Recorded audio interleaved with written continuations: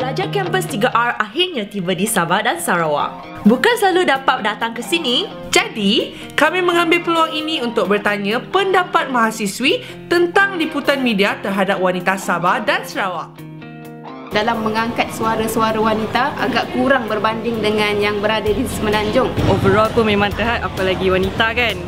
Kebanyakan media coverage ni dia lebih kepada kawasan yang bandar, and rural area macam kurang sangat coverage dia. Sebab wanita bukan hanya ada dekat Semenanjung. Kalau kita tengok sendiri pun Malaysia dia cover semua sekali, Borneo termasuk kan. Tidak perlulah ada sikap diskriminasi antara negeri di setiap negeri sebab kita semua sama.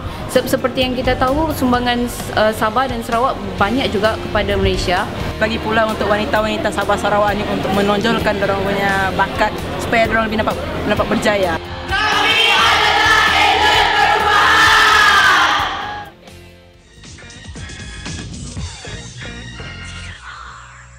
Dari Yvonne, kita akan belajar dialek ataupun bahasa orang Sabah Bah. Tak nak. Tak mau. Enggak mau. Batu dia masuk bila sentence yang sesuai. Okey bah kalau kau betul. Terima kasih macam tu je. Terima kasih. Boleh tak terima kasih bah? Salah.